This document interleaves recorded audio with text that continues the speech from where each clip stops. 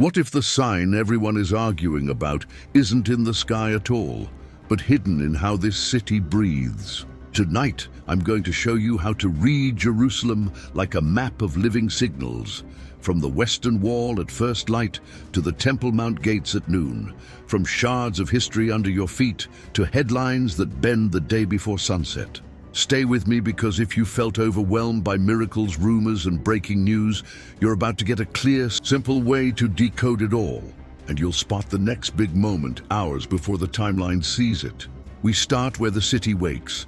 A crowd pressed to the ancient stones, paper prayers tucked like seeds, a hush under the sound of shofars rising with the sun. This is where searches spike and stories begin. But we won't chase noise, we'll read patterns. Step 1 is proximity. What's happening within a 5-minute walk of the wall? Digs open early, patrols shift routes, and guides point their tour groups like arrows. When you line those small movements together, you don't just see scenes, you see a signal that something larger is brewing. And it always starts small. A taped-off path, a new scaffold near an excavation, a camera position that wasn't there yesterday. Now lift your eyes to the plateau. The phrase you hear again and again is status quo. And if it feels abstract, think of it like a set of train tracks running through a crowded station. Who is allowed to move when the gates open? Who can wave a flag? Who can pray out loud? Every message you see on your feed either confirms this track, claims a train has jumped it, or warns that a switch is about to be thrown. Most days, the trains keep to their rails, but watch the edges, the times posted for non-Muslim visits, the crowd control barriers, the way an ordinary remark from a public figure becomes a headline by noon. When 2 or 3 of those line up, you know the algorithm will surge by evening. Drop back down the slope with me to stone and dust, because the ground is the city's second clock. Teams at the City of David are tracing stairs, channels, and rooms that rewrite how water, worship, and crowds flowed 2,000 years ago. It's not just archaeology, it's urban design with theology built in. Picture pilgrims stepping across slick limestone after mikveh, climbing towards songs and light. Picture the same stairs today, reopening layer by layer, pulling tour routes and cameras into new angles. When infrastructure from the past opens, present-day stories accelerate. That's why each trench report can shift a month's worth of content. But nothing pulls attention like a sign, and you've seen them. Strange rings in the clouds, sudden gleams above the mount, voices calling an event a miracle or a warning. Here's how to read those without losing your head. First, freeze the frame and label what is known: time of day, direction of light, weather, the position of the crowd. Second, find the sound. Are people gasping first or filming first? That order matters. Third, trace it to the ground. Did prayer times change? Did officers reroute? Did any official notice appear? If the earth beneath the story didn't shift, the event may be atmospheric and moving on. If the ground did shift, if gates closed early, if routes redirected, your story just moved from rumor to impact. And that's when you dig for context.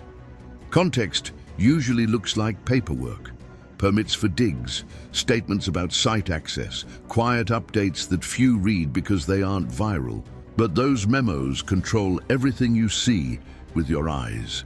You want to feel the pulse?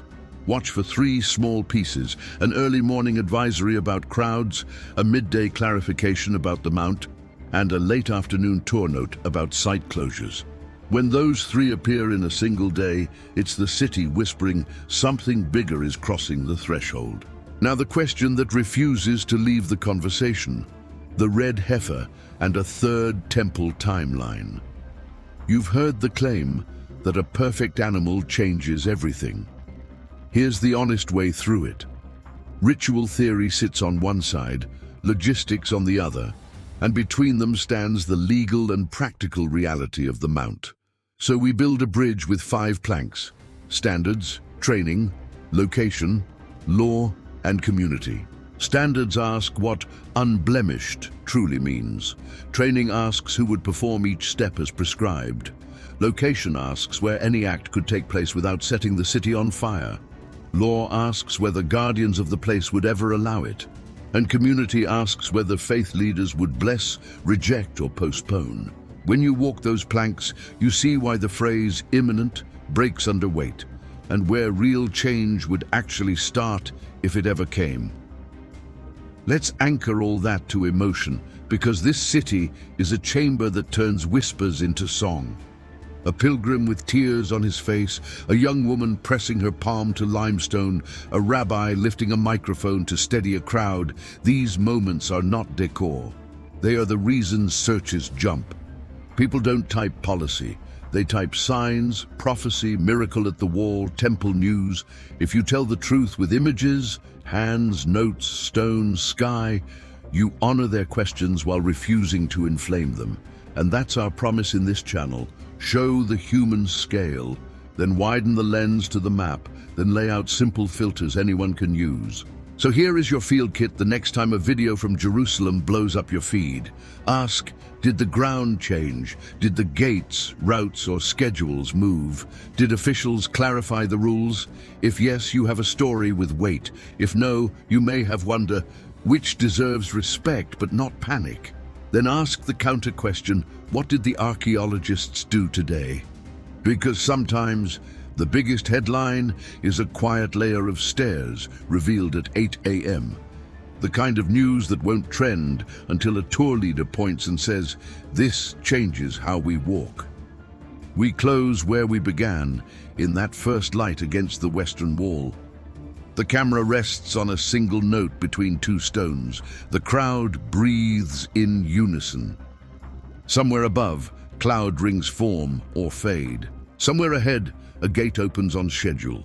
And beneath our feet, the city holds more rooms, more steps, more answers. Keep watching, and I'll show you where to look next. Not just up, but down. Not just far, but near.